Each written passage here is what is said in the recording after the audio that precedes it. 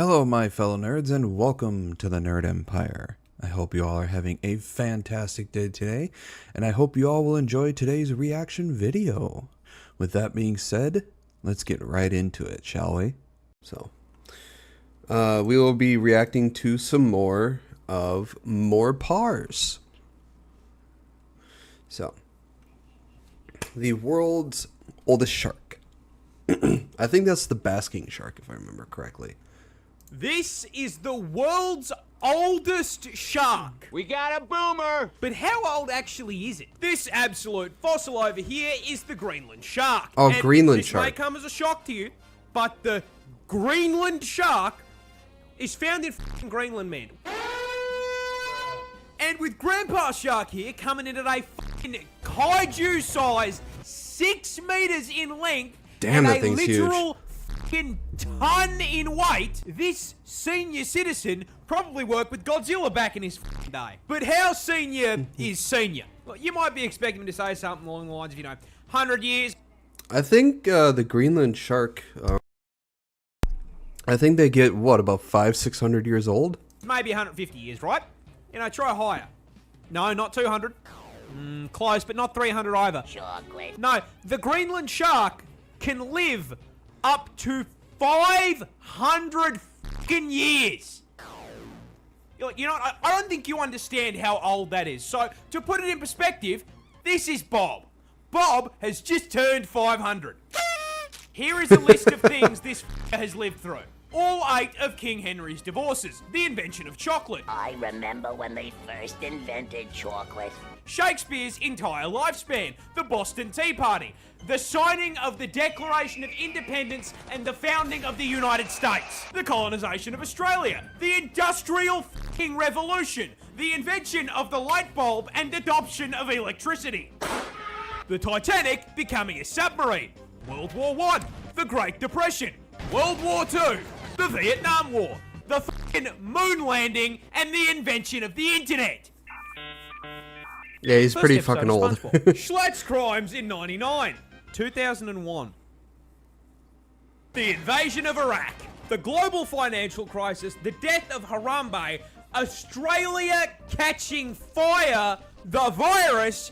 And it's still with us today to watch fucking TikTok. Yeah, this shark is fucking old. I don't know why I thought it was the basking shark, but yeah, I completely forgot about the Greenland shark.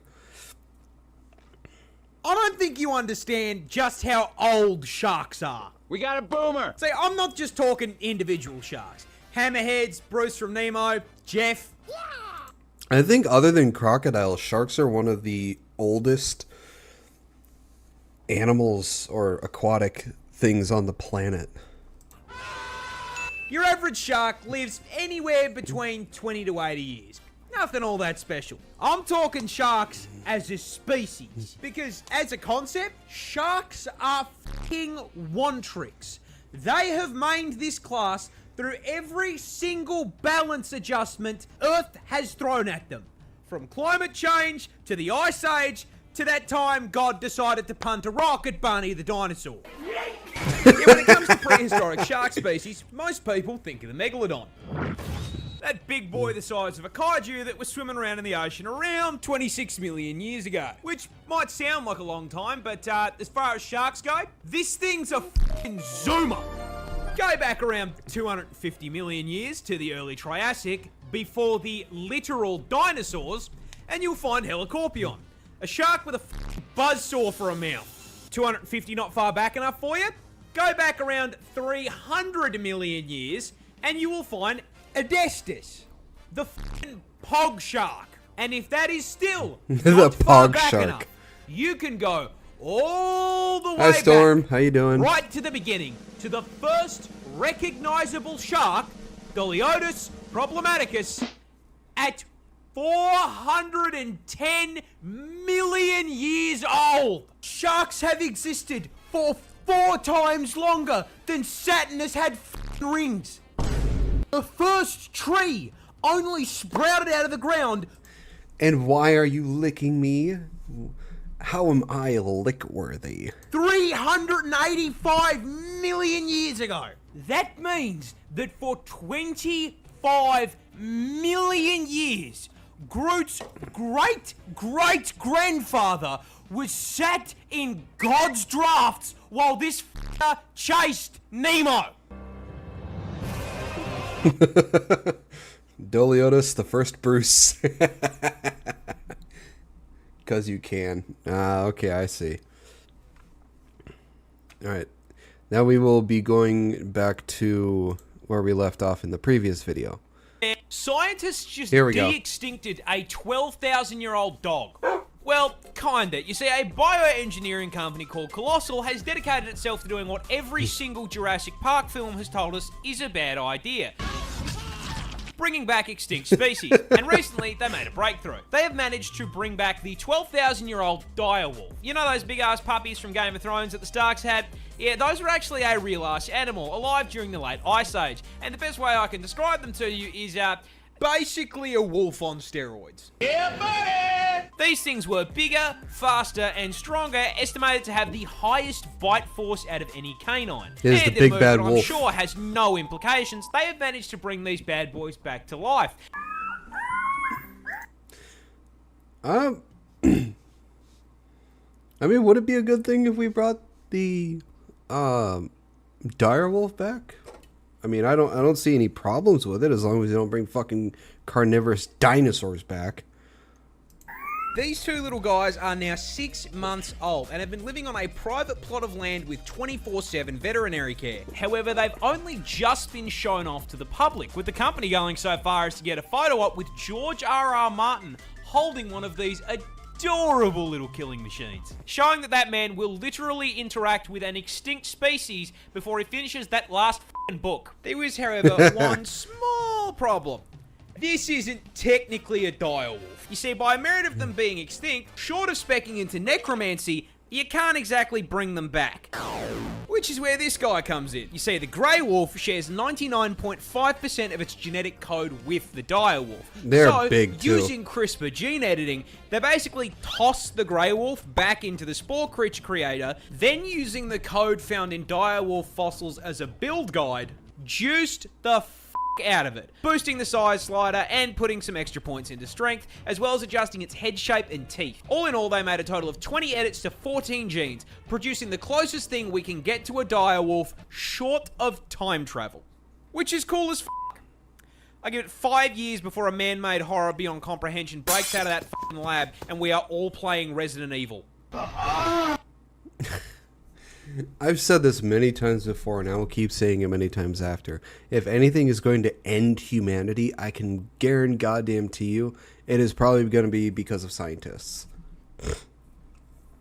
It is going to be because of them that humanity just goes extinct. This guy has an evil amount of likes on this video. He has 666,000. I wouldn't be surprised if it said 666,666. That is an evil amount of likes.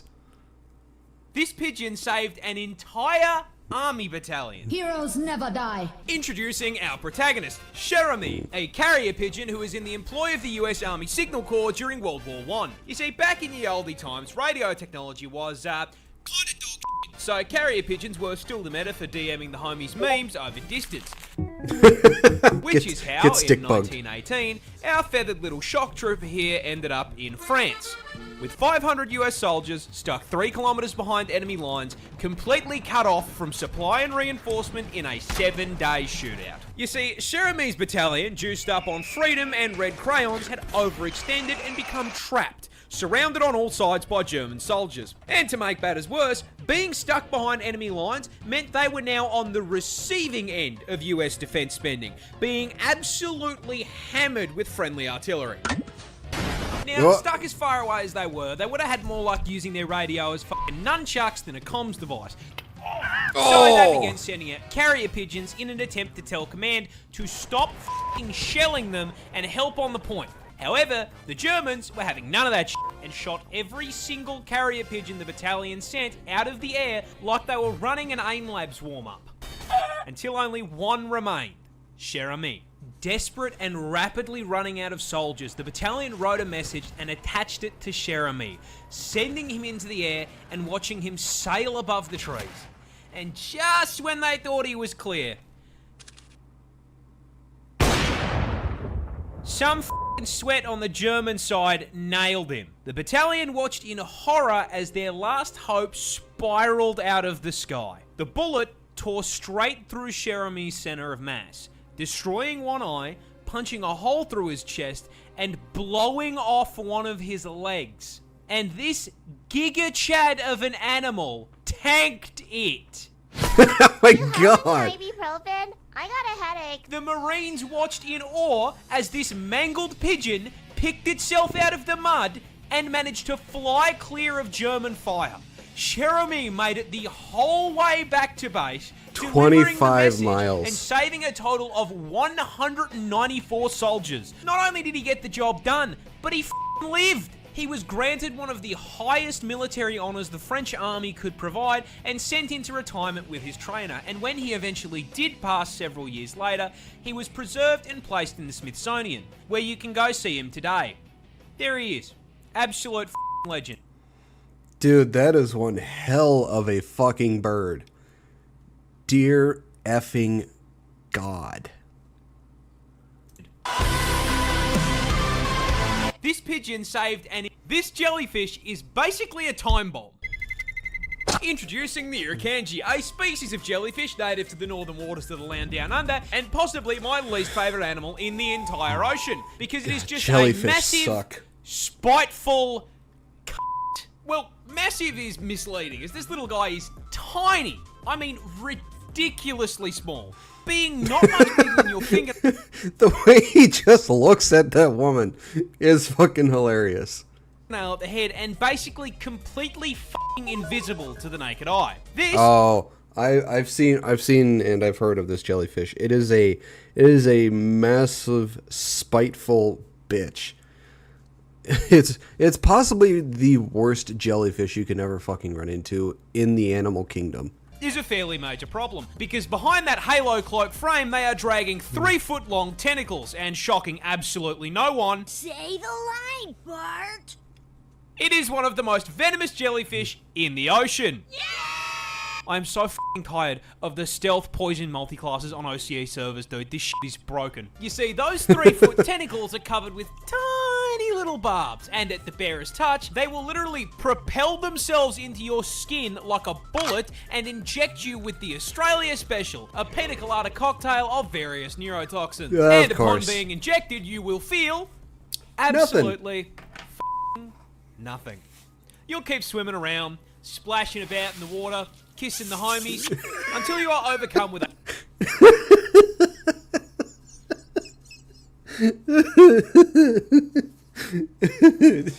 Yes. Just making out with our wonderful homies. No homo.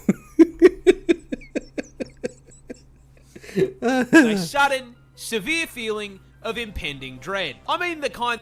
Oh yeah, when I've heard that this jellyfish can cause people just absolute severe dread to the point that they want to off themselves, I actually went on the internet just to see if it was real, because I could not believe that there was a jellyfish that does fucking psychic damage on a level unbeknownst to anybody. And I was surprised to find out that it's actually true. This thing is terrifying. The dread that will have you hysterically screaming that you are about to die. I am gonna die! I'm gonna die! I'm gonna f***ing die! That's because the invisible cunt here does psychic damage, inflicting a condition known as Irukandji syndrome, which starts with a feeling of impending doom so strong there are records of people asking to be, avoiding a ban here, forcibly disconnected from God's Minecraft server. And that feeling of doom is warranted because about 30 minutes after being stung, that biological bomb goes off, with the venom initially causing extreme pain throughout your entire body. And after making you feel like a failed isekai protagonist, the venom then spikes your blood pressure and heart rate through the roof, which can cause heart attacks, blood clots, and has even been recorded to cause brain hemorrhages. And the f***ed up part is, it doesn't have an anti-venom. This thing sneak attacks you, waits 30 minutes, sends you a private DM telling you it got your ass, and there is not a f***ing thing you can do about it. Toxic little shit. I don't think there's an anti-venom because how are you supposed to fight against something that does psychic damage on a level just like that?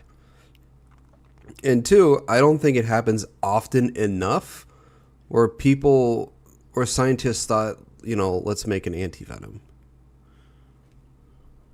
This animal will peel your face off like a banana. Introducing the one creature that strikes fear into the hearts of every Aussie. The infamous, terrifying drop bear. Drop bear. I've seen videos on this. I already know what's going on.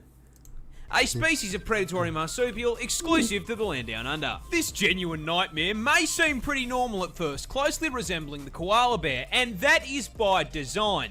You see, the drop bear is an ambush predator, patrolling the branches of the eucalyptus tree and using their keen sense of smell to detect incoming prey. And once they can smell you approaching, they will position themselves in the leaves of the trees, being basically impossible to spot unless you're actively looking for them. And even if you do see them, you're automatically going to assume it's a koala. And that assumption is probably going to be the last mistake you make, because walking under these things is inviting the most painful death you can think of.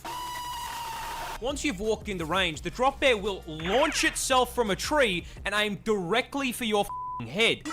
Small animals will often be clapped on impact as the 20-kilo drop bear launched itself out of the tree so fast that it snaps their spine. And they're the lucky ones, because once they make contact with your head, drop bears will immediately puncture your scalp with their foreclaws and latch on like a fuzzy little face hugger. Once firmly attached to your skull, the drop bear will start to kick out your eyes with its hind claws in an attempt to blind you. And while they are forcing you to cosplay Daredevil, they will be tearing into your face with their fangs like a fucking chainsaw. The attacks are so vicious, most human victims end up being completely scalped and having their faces removed. And even if you manage to pull them off in the initial assault, those claws contain a potent neurotoxin which will paralyze you in under 5 minutes, allowing them to run you down and eat you alive. Australia loses roughly 600 people per year to drop bear attacks. So if you want to survive your trip down under, I have a secret to share with you about the drop bear. And that secret is that all of this is complete and utter bullshit. Drop bears aren't real. I made it all up. April Fool's. This is the one thing I've learned that Aussies love. This is like the one universal prank that Aussies love to pull on a lot of tourists or people who know nothing about this stuff when they come to visit Australia. There was a video I saw once of I think it was a reporter or something that came to like an animal sanctuary or whatever in Australia, and the two of the guys that were helping run the place pulled the drop bear prank on this poor woman. They had her put on all this protective armor, and they let her hold this supposed drop bear, which is just a koala, and she was acting so fucking terrified until they later took the koala away and told her that it was all a prank. It's just a regular koala, that drop bears don't actually exist. Don't get me wrong, koala bears can actually be pretty vicious if you piss them off. But, yeah, they don't exist. It's a fun prank that Australians love to pull on people. There was a big-ass huntsman that used to live in my house. I ate lunch with a wild lizard. You see, before I made the videos, I worked as a handyman, and one day, this bird has to rearrange its organs and skeleton just to lay an egg. This cute little guy is the kiwi bird, a species of ratite native to New Zealand this time, and the absolute poster child for getting cucked by evolution. If you haven't heard how these things sound, they sound fucking evil. They're adorable little, round puffballs on legs, but the noise they make is terrifying to hear if you hear it at night in an alleyway. That's something you just don't want to hear. You see, this walking featherball is actually directly related to the emu, ostrich, and cassowary, being a member of the same family of flightless birds. However, there is a problem. You see, the rest of... Here, I'll let's do this.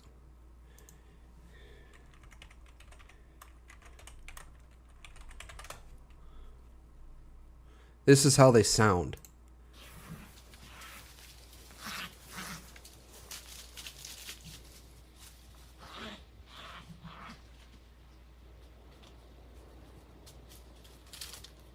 There's a kiwi.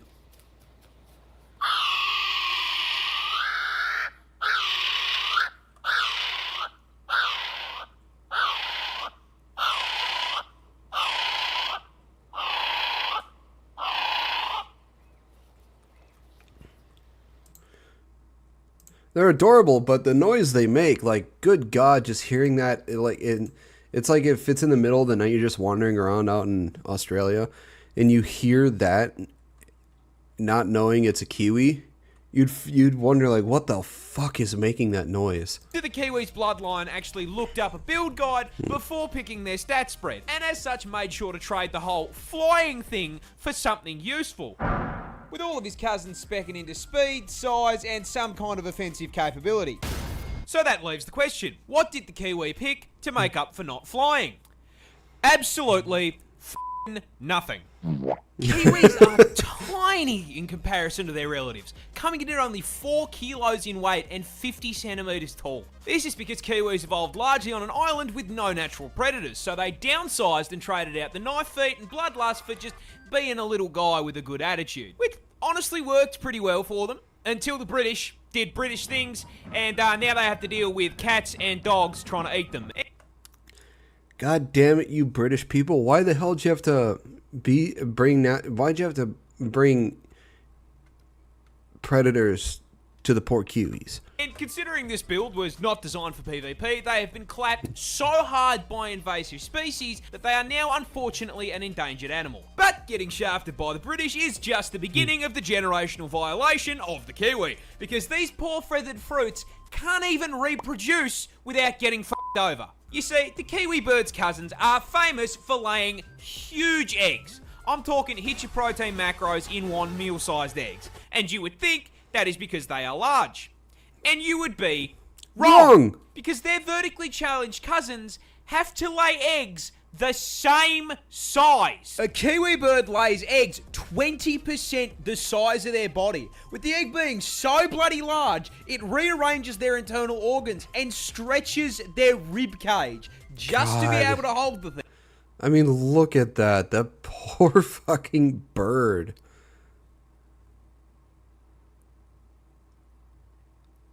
Just absolutely squishing your internal organs, and oh, that's gotta suck. For reference, that is like a human giving birth to a 15-kilo child. That's not a bun in the oven anymore. That's a whole f***ing bakery. That just sounds like not a good time. I have been assaulted. Touching this plant will put you in the hospital. I'm dying. This is the Gimpy plant, a piece of foliage native to the land down under. And surprising no one, not only is the thing venomous, it is in fact the most painful plant on the planet. Because yeah, no, of course, man, even the fucking leaves down here have a problem with me. Growing in the rainforest, so I swear, you poor Australians. I feel so bad for you having to live with everything around you either having some sort of neurotoxin that'll take you out in, at the very least, 15 fucking minutes, or just something being an absolute dick. I I can't imagine having to deal with, you know, all this bullshit on a daily basis, or having to live with it on a daily basis.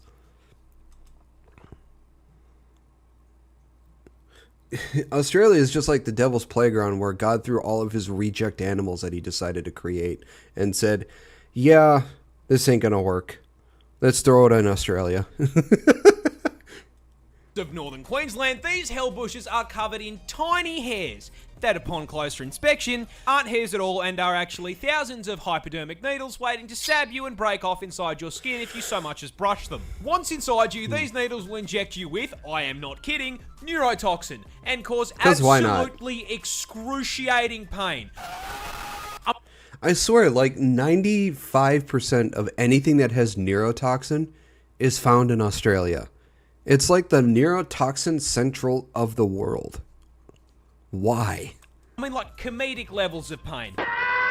with one person describing it as being covered in hot acid and electrocuted, and another woman saying that it was straight up more painful than childbirth and she'd given birth 4 times. And the f***ed up part is, the neurotoxin isn't even lethal. So this spiteful cunt of a plant is hurting you purely for the love of the game. Mind you, there are reports of people saying getting stung by this thing is actually worse than being put in the ground. This is because Groot's little hellspawn cousin here can continue hurting you for literal years after being stung. This is because those thousands of little hypodermic needles are actually made out of silicon, meaning your body can't break them down. And with how thin they are, your skin will usually close up over the top of them, meaning that these neurotoxin emitting slivers can sit inside your skin for literal years, releasing more neurotoxin anytime that they're moved or disturbed. This constant, chronic, How are you supposed to take care of it then if you can't even get them out of your goddamn skin? agonizing pain is so unbelievably bad that there have even been records of,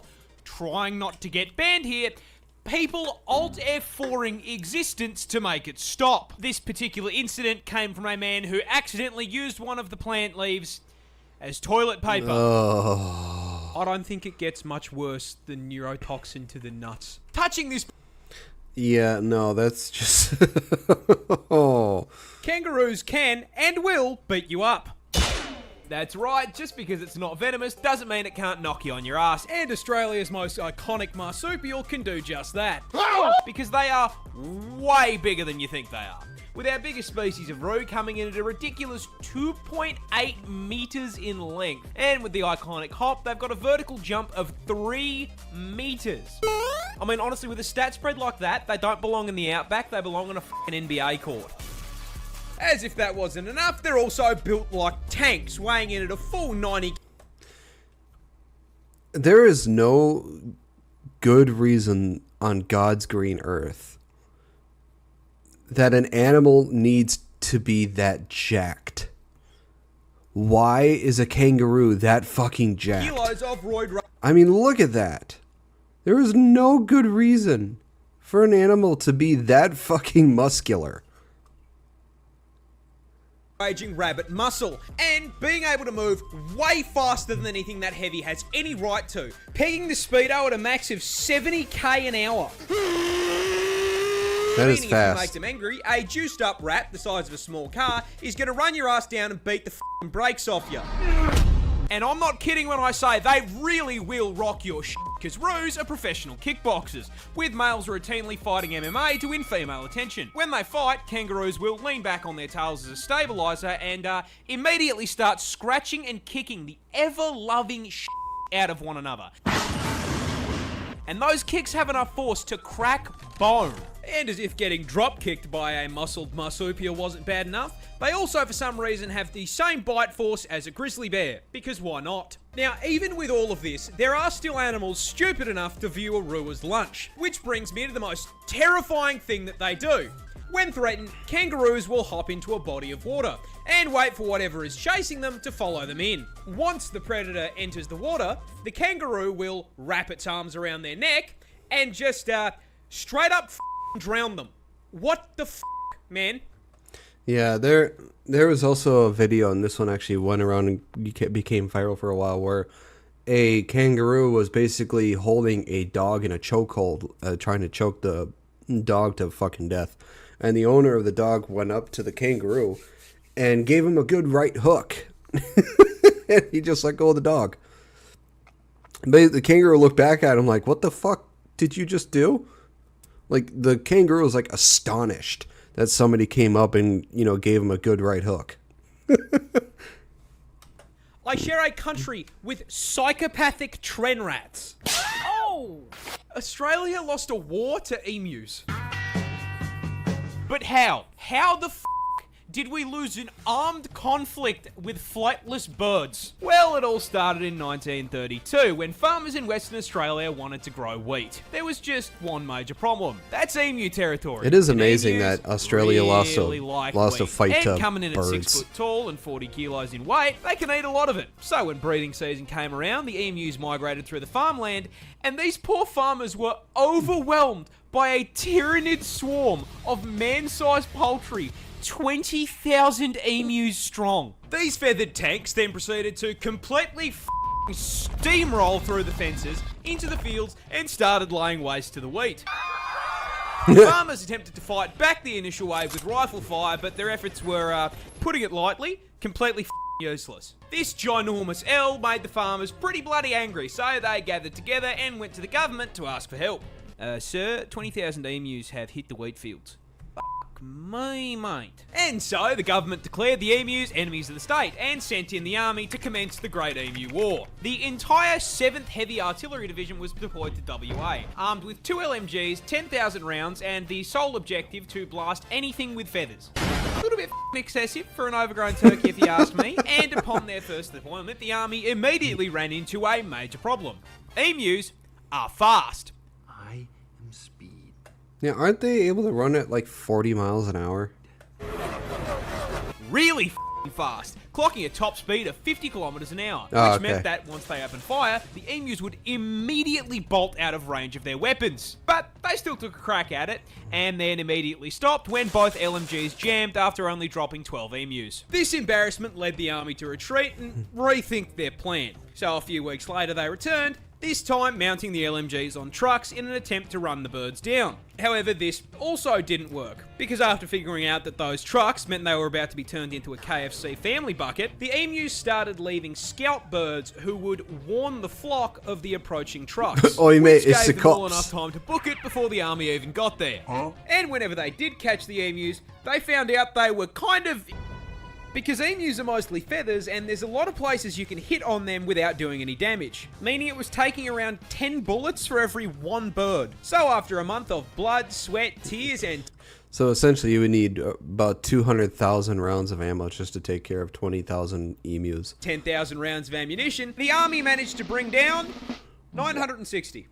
The population was 20,000. This was an issue as, unlike America, our defense budget is not a bottomless pit.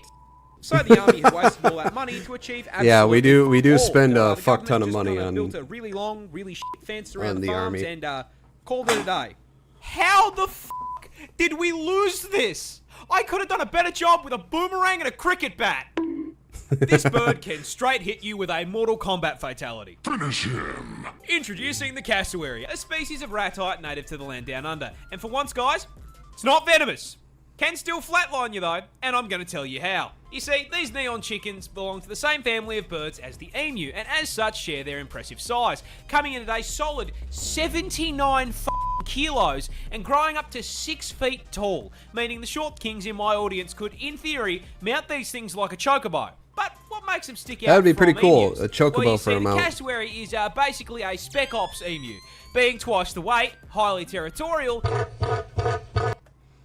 God, the guttural noise these things can make. That sort of noise just should not be coming from a bird. And it's coming from a fucking cassowary. And most importantly, coming with a combat knife strapped to their foot. That's right, this is a cassowary claw, and it's the reason they can hit you with a fighting game finisher. You see, these claws are a full 5 inches long. And you know what I mean? Honestly, 5 inches, way too big for anything, and especially if it's something that's going inside me. And if you anger the tactical assault turkey, that is exactly what you're gonna get, as their go-to defense method is to kick you square in the gut with that kitchen knife and attempt to disembowel you. And I mean, even if the kick doesn't put your insides on the outsides, that kick is still going to send you flying, which can cause some fairly major problems. Problems like the incident that occurred in 2012, where I you not, a cassowary ran up behind a random tourist, hit the heavy attack button, and kicked the guy down a small cliff into the ocean. There's a Luckily he there's a survived. dick The fact of a that I bird. live in a country where at any point I could be hit with a sneak attack by a kaiju turkey is terrifying. Kaiju turkey. Well, it's not wrong in what he's calling it, though. Stepping on this rock could straight up paralyze you. Oh, yeah, it's the That's stonefish. because this isn't actually a rock. That is a stonefish, a species of underwater menace native to Australia. And coming as a surprise to absolutely no one, it is also the most venomous fish in the ocean. Because of course it is. As if the fucking snakes and spiders weren't enough, now I can get packed up by a pet rock. But why is this Pokemon reject such a threat to my mental health? Well, you see, stonefish use their special venom for defense. However, unlike most other animals that do this little f***er doesn't have the decency to dress like a neon sign to warn you. No, no, no, no, no. This bastard is a 6th prestige prop hunt veteran, having evolved some of the most impressive camouflage in the animal kingdom to make hunting easier.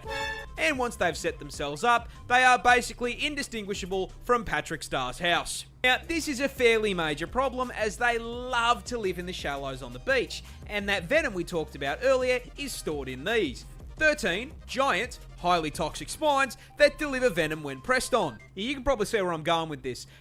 Considering it's hard enough to spot these things while you're paying attention, if you were, say, on a romantic walk along the beach with one of the homies, and while distracted by his ethereal beauty, weren't paying too much attention to where you were walking, it would be very easy to place your foot in the wrong spot and step directly onto 13 hypodermic needles, which would then deliver a ginormous dose of NEUROTOXIN straight into your system. Oh, you thought it was normal venom? No, no, no, no, no, no, no. You see, these things maxed out the toxin skill tree, producing a mixture of 2 neurotoxins that can flatline you by collapsing your heart and lungs in under an hour. And even if you survive, the sting still causes extreme pain, swelling, and tissue necrosis. Because this is Australia, where even... I've seen tissue necrosis. I've seen what it actually looks like, and it is... Yeah, like it says, just look it up at your own risk. It's disgusting. It's very not good. It's very not good. No. Basically, just look at what zombies look like, and there's your tissue necrosis. Even the scenery is trying to one-shot me. Stepping on this rock could straight up People get shocked when I... Wombats defend themselves by throwing it back. And they're adorable. To understand how the fuck they actually do it, you're going to need to learn a little bit about them first. You see, Australia is home to 3 species of these bad boys, all of them equally adorable, and very importantly, all being burrowers, meaning they dig out a nice little hole for themselves and the family to live in, because, like the rest of us, they can't afford a fucking house in this economy, man. They go to around 1.3 meters in length, but despite being small, they are built like fucking tanks, weighing in at a chunky ass 35 kilos, but despite their weight, I shit you not, they have a top speed of 40k an hour. I don't know how fast that is in miles per hour, but it's still pretty fucking fast.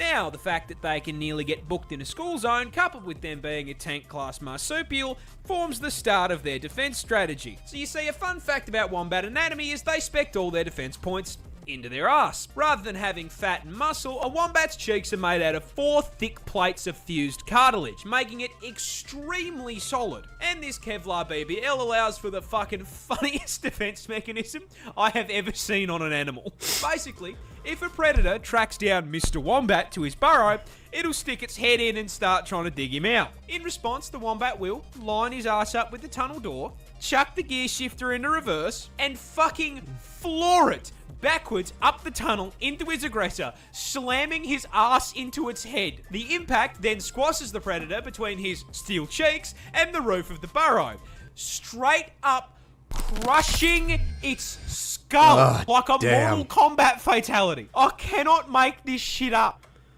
Death by ass. What a way to go. This seal is such a menace that he routinely gets the cops called on him. Introducing our protagonist, Neil the Seal, a 600-kilo absolute unit of a southern elephant seal from my home state of Tasmania in the land down under, who is known for, above all else, being an absolute fucking menace to polite society. But despite his crimes, we all still truly love him. But what are his crimes? Well, see, he seems to just fucking hate traffic. This is probably one of the only reasons I would probably go visit Australia, is just to see Neil the Seal. Hones and road safety in general, has regularly been caught trespassing, and then once he has been caught trespassing, belligerently screaming at locals because they won't give him his fucking fish, and has been known to just block roads by plopping his fat ass down directly in the middle of them. However, hands down, the funniest shit he has ever done was just straight stopping this random lady from going to work. I shit you not. This motherfucker crawled out... That's funny. They put a little tracker on his head. ...out of the ocean, up the beach, crossed the road, absolutely fucking bodied this woman's poor letterbox and then proceeded to plant himself directly in front of her fucking car. She was then unable to go to work because this half-ton beefcake was camping her driveway for so damn long. Local news had time to drive out to her house and cover the fucking story. Just think of you having to call into work because a giant ass seal is preventing you from going into work. Like, hey boss, I can't come in today. How come? Neil the seal is blocking me from going to work. He said, can you prove that? Yes. Look at the 6 o'clock news. They're covering it. You'd have the greatest excuse not going into work, and you have national television to prove that you are not lying. Now, this is a lot of menace for a single seal to cause, but the funniest part of this is, old mate isn't even fully grown. He's like 5 years old. If you think he can fuck things up now, wait until he's nearly 2 solid-ass tons of blubber. I know this is, I think this is probably Photoshopped to make him look actually bigger than he is, but it is no exaggeration how fucking huge elephant seals get. They are massive. And takes issue with the wall of your house. I do not think that seal damage is covered on my fucking insurance plan, dude. If any Australians, when I post this on YouTube, just comment down below, do they actually have seal coverage in your insurance just because of Neil the seal? Platypus are weird, but I'm not sure you quite understand just how fucking weird. So, everyone... I swear, platypus are just... They're an animal where, like, God just decided to hit randomize on the character creation, and out popped the platypus. Knows the basics. They lay eggs, they sweat milk, and they look like God hit randomizer on the spore creature creator and just called it a day. But you see, mate, that's barely even scratching the surface of weird platypus features. First up, as is the qualifier for any Australian animal, did you know they're venomous? No, I'm not fucking with you, you heard me correctly. Male platypus actually have venomous spurs on their hind legs. These spurs are multi-purpose, acting as defense from predators, as well as a tool for throwing hands with other male platypus during mating season. And while their venom is non-lethal, that doesn't mean that getting stung by them doesn't fucking suck. See, platypus venom can cause extreme pain and swelling, and to ensure you remember not to fuck with them again, these effects can last for several months and have no treatment or anti-venom. So if Perry stabs your shit, your only option is to cry about it. Next on the list of offensive capabilities, I shit you not, platypus share the same hunting method as sharks. You see, that big-ass bill isn't just for show, as it contains enough surveillance equipment to make the CIA blush. Possessing the ability to sense changes in pressure in the water, but most importantly, containing electroreceptors that track electrical signals from muscle contractions made by their prey. Meaning that when whatever they're chasing starts quaking in fear, they know about it. And last but not least, as if those things weren't already unbelievable, we recently discovered something new. Platypus are fucking biofluorescent. They glow. If you hit these things with a black light, they go bright fucking green. For those who don't know, humans are actually also technically biofluorescent. It's just that the human body's biofluorescence is so incredibly dim that it is nearly impossible to detect. But technically, humans are actually biofluorescent. And the best part of that is, we have no clue why they do it. I mean, Perry was a biblically accurate platypus, man. I'll give up, man. Who fucking designed this thing? Well, that is the end of this video. I hope you all enjoyed it. If you did, please make sure to give a like and subscribe. I post videos 3 to 5 days a week here. I also post videos over on my other channel for gaming as well, so please make sure to give that a look-see, see if you enjoy that as well. I also stream anywhere from 3 to 5 days a week as well. Links to all my social medias will be on my YouTube page. And with that being said, I hope you all have a wonderful rest of your day, and I will see you all in the next video. Bye bye.